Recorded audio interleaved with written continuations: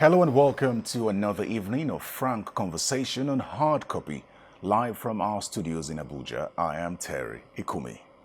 As we slowly approach the 2023 elections, structures are being reviewed to improve the electoral process. The Senate has had to reverse itself on the issue of electronic transmission of results, allowing the electoral umpire to decide what works best.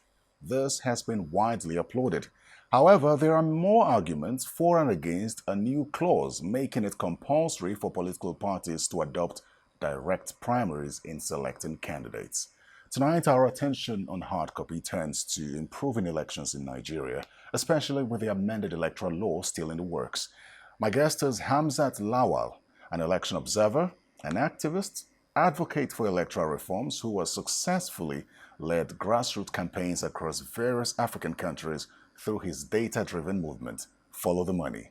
He is also the chief executive of Connected Development Code, which exists to help the African continent achieve the Sustainable Development Goals. Hamzat, welcome to Hard Copy. Thank you for having me. I should probably start off by saying congratulations on the triplets. Thank you. Thank you so much. Thanks to social media, we can follow up on things like that. Now to the business of the day. You, like many other Nigerians, especially civil society organizations, condemned the decision of the Senate at the time to compel the Independent National the INEC to seek approval from the National Assembly and the NCC before going ahead with electronic transmission. When you heard about the Senate reversing itself on that, how did you react? It was exciting. It was historic. And this is what democracy talks about, where the yearnings of the people takes the front row and political and minority interest takes the back role. It was an exciting experience, and it shows that our democracy is truly emerging, and the National Assembly, who is supposed to be called the People's Assembly, for once have now listened to the people and reversed herself.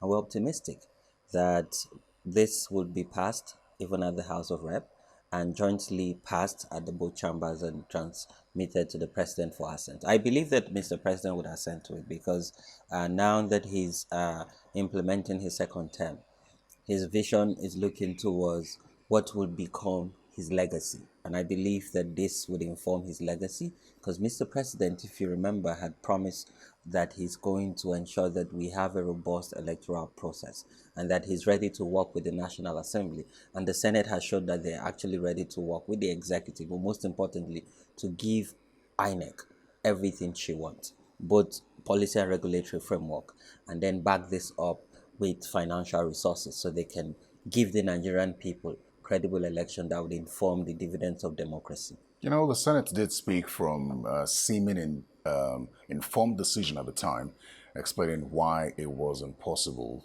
to agree to electronic transmission of results. But throwing it open to INEC now means that INEC could adopt electronic transmission of results. With that in mind, what exactly do you think, just like many Nigerians have asked the question, what could have been responsible for the reversal in the decision? Since it seemed to the Senate at the time that they were making the right decision.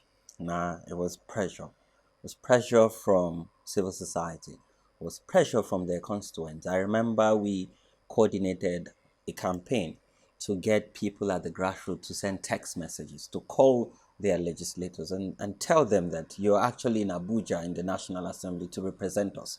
And we want an electoral reform that guarantees independence, that guarantee equity, and particularly accountability. An electronic transmission of results allows for that accountability that takes away all the bottleneck and give way for a political inducement. Mind you, INEC had used electronic transmission during the Edo election. And with this, I'm certain they would also do so during the Anambra election. So it's not as if the National Assembly think deeper and thought to reverse herself. No. Again, like I said, this is democracy. The people put a lot of pressure. And of course, let's give it also to the media because it was on the front burner for a couple of weeks and there were conversation around it. And again, this shows that even if decisions have been made by the National Assembly, as long as the people are not comfortable, they do not accept it. And mind you, at that time we had said that this would cause voter apathy. And I believe that the Senate thought through and said, if we go ahead and not give INEC autonomy to use electronic transmission, probably we'll get lower voter turnout. But I think that's where there's a slight challenge, and some have also pointed in that direction. It doesn't expressly say that INEC has to use electronic transmission, so it says a commission can decide, I beg your pardon, on the best method for this. Some have also asked this question. INEC has expressly said it can transmit results electronically. So is it okay to just leave it open, or should they have gone a step further to say electronic transmission can also should be used? Well, INEC, it's good to always have options. Because again, when you look at emerging trends and challenges, and particularly I'm talking about insecurity, and the fact that some states have worked closely with the security agencies, and in some states you don't even have network because they want to be able to curtail the spread of infiltration of call it the bandits or the insurgents. So I like the fact that it gives INEC an option. And looking at data, of course, INEC will look at data and what is prevalent to make her decision. But INEC does not just go ahead and make decision. INEC always engage stakeholders. I remember INEC would always invite Connected Development and a series of other civil society organizations that are independent observers. They would invite the media. They would engage the security agencies. They would engage political parties and come to a consensus and come to a conclusion that based on data and based on this trend, we're going to use electronic transmission of results. But let's also look at it from an opportunistic perspective. This would also give NCC an opportunity to invest more. Today, we know that when you have more coverage in Nigeria, it means inclusivity. It means that you're bringing poor people to get opportunities because connectivity brings about a lot of opportunities. Is it jobs? Is it even ensuring that more critical voices are heard? And the more penetration we can have, the more people would, embrace technology fully. And this government is for, digital economy and using, the internet. So this is an opportunity for NCC to partner with private sector and even do a scoping mapping and say, where don't we have network? Where do we need to invest in providing critical infrastructure and protect this infrastructure so that INEC can have network in transmitting results, but most importantly, citizens can be integrated I'm into curious as to technology. how quickly that will be done. The elections are just less than 2 years away, and the NCC had expressly stated when it appeared before the House of Representatives on this matter to say that at least we require 2G coverage to transmit these results. And at the moment, we don't have the coverage for that. Does that hold water in this case? And how quickly do you anticipate that that could happen? Well, if the president is committed to this project, all he needs to do is take a proposal to the National Assembly and get approval for funding. And I believe NCC has the manpower and technicalities to deploy. So all we need is political will and a vision to be able to implement this. I believe that there's still time because as soon as this law is passed, all we need to do is mobilize the needed resources and ensure it's implemented to the letter. I believe strongly that this is achievable. And when you talk to people in NCC, because you have two sides of the coin in NCC. There are people who is for transmission of results and also invest in infrastructure, while there are other people who have political interest and don't want this to see the light of the day. I was privileged to communications where they're actually investigating the matter. But if you look at the NCC of today and government policy around digital economy, well, this is it. We can start or we can even build on what we have done with this electronic voting and particularly the Electronic Act amendment. Well, let's go to direct primaries now. That has and is still raising reactions. The Senate has insisted, based on the bill, their amendment to the bill, that political parties have to adopt direct primaries. A lot of people have kicked about that. What do you say to that? People who are kicking against it are people who are undemocratic. Because if you say, let's continue to use the delegate formula, it means that a lot of politicians would continue to become corrupt. They'll continue to sway their ways and make illicit money so that they can pay delegates, put them in a hotel, pay them a lot of money, and get them to vote in their favor. But when you make it open, what it means is you need politicians to become more seasoned. You need politicians to campaign more and convince people.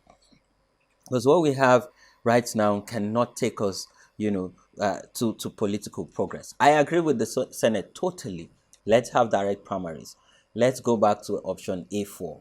And you remember when we go back history and memory lane, the 1993 election is still far one of the freest and fairest elections because of option A4, direct primaries. So let's have it embedded in our constitution. And what this also tells us is we're going to start knowing political parties that truly have members, or those ones that just claim that they have members that do not exist. Because mind you, in that same amendment, INEC would have the political party will keep a register, and INEC will have a copy of the register, and INEC would also observe the election alongside civil society and the media. So let's have this option so that politicians will start campaigning and keeping to their promises so citizens can hold them to account. And this would cost less to politicians.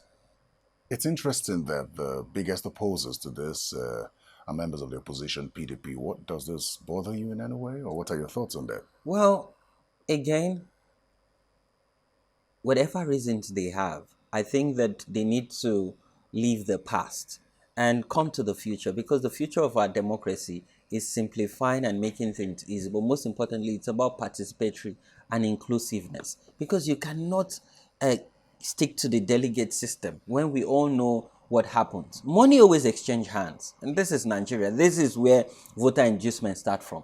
Delegate system, because you have to induce the delegates, and then that's what has led us to vote buying and vote selling. So if we decentralize the process and give power back to the people, give power back to members of political parties who understands and who play a critical role to ensuring who becomes a candidate, then they would see a government as their own, not a few people who you keep in a hotel room and give maybe a couple of million naira and then they vote. Senator Kabiru Gaya, while debating the matter on the floor, did say that this new method would curtail the excesses of governors. Any idea what that means? Oh, yes. We all know that our governors are lords. They are demigods in the state. All the party structures are controlled by the governors.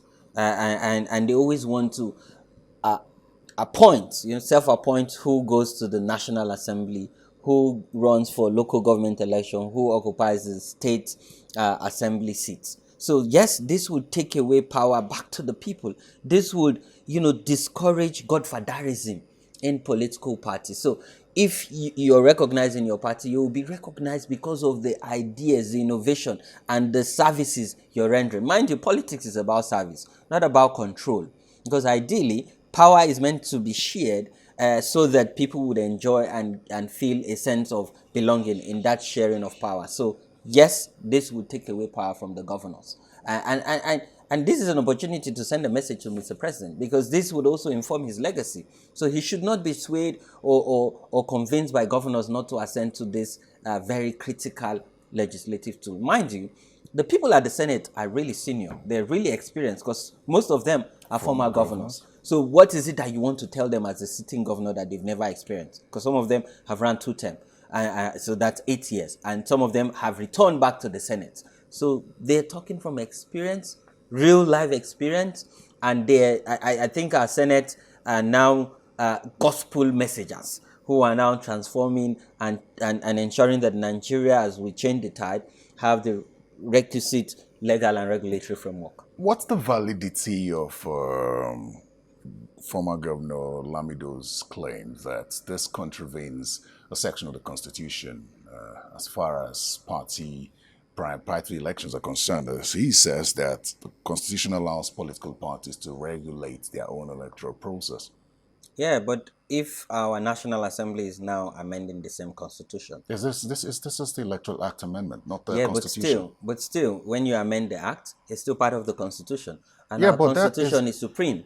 So again, even if there's a clause that allows political party to self-regulate itself, and then you have an electoral amendment, an electoral act, that act supersedes, because again, it's easy to amend an electoral act, but it's much more difficult, and from experience with the Not Too Young to Run Act, it's much more difficult to amend the Constitution. But the act itself is an act that empowers INEC. So if the act now is saying that it's empowering INEC, and mind you, INEC regulates political party in the sense, because they're the ones who register political party. And if the act is saying that let's ensure that political party adopt primary voting system, then there's no cause for It would concern. be interesting to see how this goes Yeah, because I he's believe the also Supreme said, Court would exactly, he's help. also said that this should be challenged in court to see which one weighs. Oh yes, this is democracy.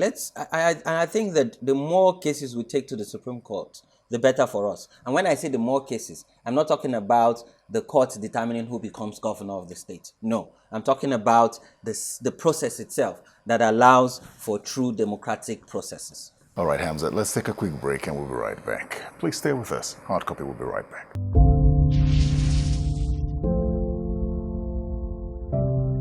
Welcome back to Hard Copy. My guest is Hamzat Lawal, and we're discussing improving elections in Nigeria, especially with the amended electoral law still in the works.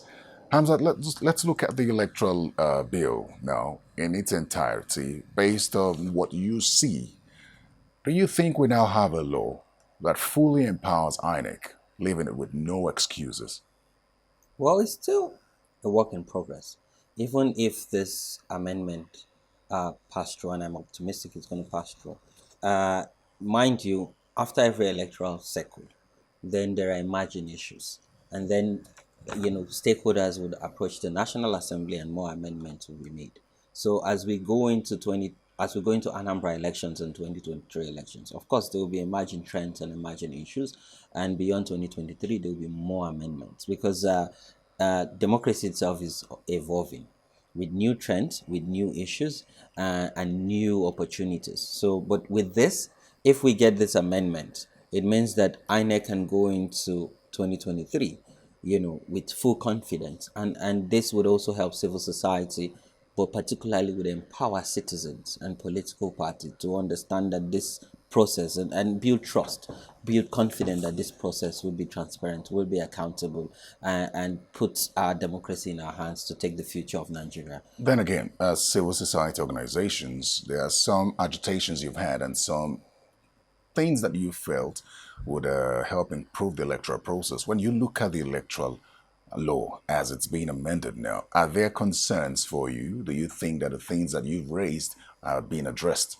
Oh yes, with the Senate, you know, coming back and saying that we're going to ensure that we empower INEC to decide if they're going to electronically transmit results. So yes, for now we're a bit satisfied.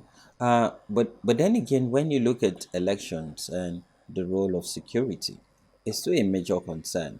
And with the growing insecurity in the country and with the Anambra election around the corner, there's still growing concern around security, the role of security, and how they're ensuring that they protect INEC officials, both their ad hoc staff, civil society, independent observer, and even lives and property during the election. So yes, this is still emerging, and it's still emerging, and we're still observing the trends.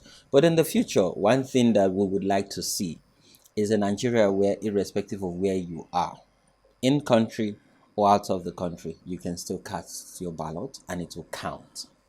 You just mentioned the Anambra election. I'm just trying to understand what we can do, what the electoral umpire can do, and what government in general can do to, ensure that the election there holds, not only holds, but actually holds freely and fairly, considering the violence in the state. Now let me take you through a simple trend. Before now, Anambra election, we've never witnessed 25% of voter turnout before now. But now, with the spread of violence and with the role that, this, the prominent group in the Southeast is playing, they would, so now it's definitely impacting the election. A quick example, a lot of the candidates are running campaigns in Lagos instead of in Oka. They're running most of their campaigns engaging people from the southeast in Lagos. Yes, I know we have about over 15 frontline runners, but let's focus on the four key people of interest or key parties of interest: APC, PDP, ABGA, and YPP. YPP is bringing in new dynamics with their candidates. And it's quite interesting. But I'm also worried as a civil society person, because particularly around security and guarantee of protection of not just INEC staff lives and properties, but also sensitive materials. But then again, what's going to happen during the election day? Are we going to also experience voter apathy? Because I'm worried that before now, we've not gotten even to 25% of voter turnout. But now, with the high rate of insecurity and all the negative campaigns in the southeast, what becomes of Anambra elections? And when you don't have a lot of people come out to cast their vote, it means that just a fraction of people will decide who leads the state. And this should be worrisome in our very young democracy. Let's talk about the electoral bill just to wrap it up now. You did talk about vote apathy, and to a great extent, this is experienced more among young people. What aspect of this bill do you think sort of supports or encourages the not too young to run bill, young bill, or probably encourages young people in general to participate in politics or the process? I think INEC have done well to open up the register and allow for more young people to get registered to vote. But I think that we must agree and allow for continual register. Let's not have it become ceremonial where we would stop and then start again. In other countries will observe elections because code got accredited to observe the United States elections. In the US, once you become 18, you automatically get registered to vote. So I believe that one, we need a central database where there's a unified database of collection of data. But most importantly, let us continue to register, particularly these first time voters when they become 18. Let them get registered. And let's not wait until when elections are around the corner before you start, registering new voters and cleaning up the database and provide and ensuring that you're able to procure their PVCs and distribute them before time. So this is one worry for me. In the near future, let's ensure we have an amendment that allows for continual voter register, not during a particular season. Let's have it periodically. And maybe, we'll have a National Assembly that will now help us centralize, with a law, centralize our database. So when you're registered nationally, you have a unique number and it syncs to all your database. The bank started it with BVN, so maybe this could become a unique identification number for every citizen. So you don't have to go register for international passport, driver's license, permanent voter's card, name it. It's quite tiring. So let's take this stress away, because my generation is a technology driven generation.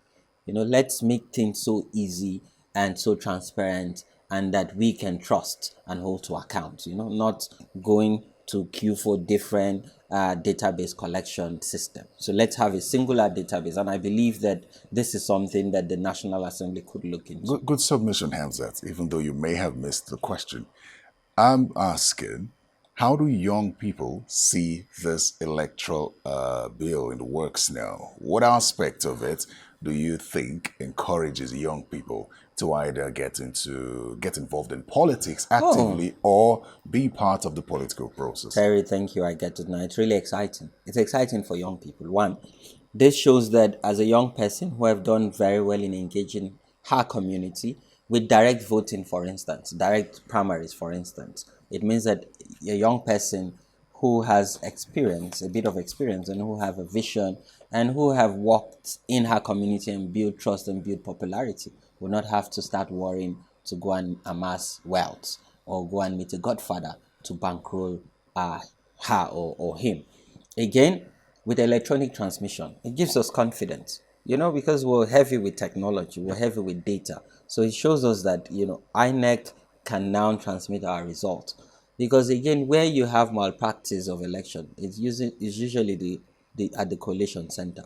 But now that you're digitalizing it and it's electronically transmitted, it gives that confidence, and we are very optimistic this will reduce voter apathy. And this is bringing back power to young people. And this would encourage a lot of more young people to go into the political party processes. So you would see a spike in, if this become law, you see a spike in young people becoming card carrying members of of political parties. And this is one thing we're now advocating for. Let young people go into the system and the process, and even become leaders in those system and process, and ensure that we enjoy our democratic dividends, of our electoral processes. Hamza, thank you so much for coming to speak with us on Hard Copy. Thank you for having me, Terry. And that's all the time we have on Hard Copy today. Send feedback to the email address on your screen and follow our podcast on channelstv.com. You can also catch this episode and others on the Channels TV YouTube channel. Thanks for watching. I'm Terry Ikumi. Goodbye.